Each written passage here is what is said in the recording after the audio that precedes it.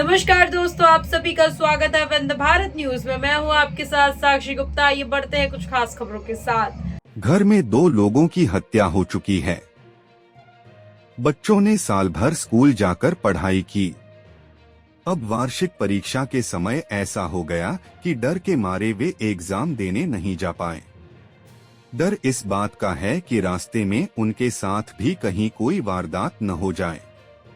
रात भर नींद नहीं आती। पूरा परिवार डर के साए में जी रहा है। खेत में पानी लगाने गए मेरे पिता को सिर से लेकर पैर तक चाकुओं से गोद डाला। इसलिए अब खेत जाना भी बंद कर दिया है। बिना पानी के खेती सूखती जा रही है, पर उस ओर कदम बढ़ाने की अब हिम्मत नहीं हो रही है। एक तरफ अपनों को खोने का गम और दूसरी तरफ डर।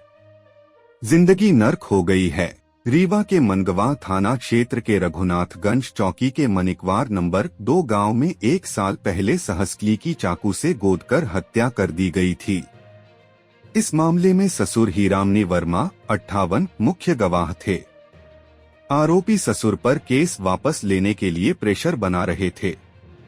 उन्होंने परिवार को जान से खत्म करने की धमकी भी दी थी। हालांकि ससुर ने केस वापस लेने से मना कर दिया था। 7 दिनों के भीतर ही आरोपियों ने फसल को पानी देने खेत पहुंचे हीरामनी को चाकू से गोद दिया। सिर से लेकर पैर तक 50 से ज्यादा वार कर निर्मम हत्या कर दी। हत्याकांड के बाद पुलिस ने केस तो दर्ज कर लिया है, लेकिन आरोपी फरार हैं। पीड़ित प्रकाश मणि वर्मा कहते हैं, 2022 बीत ही रहा था, नया साल आने वाला था। गांव के ही की कुछ वर्चस्वशाली लोग लगातार हमें दबाने की कोशिश करने लगे। वो ऊंची जाति के थे और हम पिछड़े समाज से ताल्लुक रखते हैं। लेकिन समय ने धीरे धीरे हमें भी मुख्य धारा में जोड़ दिया। हालांकि हम अभी भी कच्चे मकान में रहते हैं। लेकिन मेरे पिता प्रकाश मणि वर्मा एक स्वाभिमानी इंसान थे, जो अक्सर हमारे समाज और अन्य पिछड़े लोगों की आवाज उठाते थे। गांव में आज भी निकलने के लिए ढंग का रास्ता नहीं है।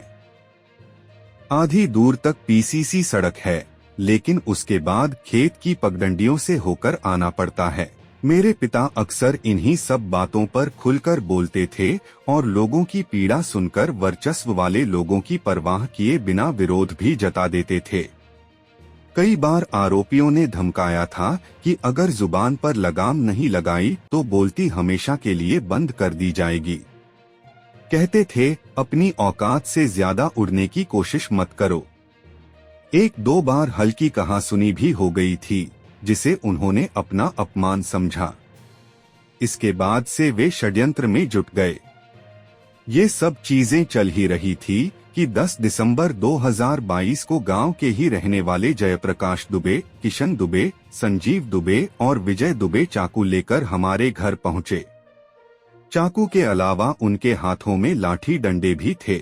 उन्होंने मेरे पेट में धारदार चाकू घोंप दिया। अंदर से मेरी पत्नी सहस्कली भागती हुई आई। उसने आवाज दी तो चाचा प्रकाश भी भागकर पहुंचे। पत्नी ने आरोपियों के पैर पकड़ लिए, लेकिन जयप्रकाश और किशन ने उनके बाल पकड़कर उसे ऊपर उठाया और उसके पेट में चाकू डालकर घुमा दिया।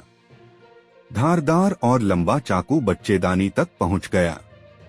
डॉक्टर्स ने अस्पताल ले जाने पर पहले ही बता दिया कि अब बचने की संभावना नहीं है।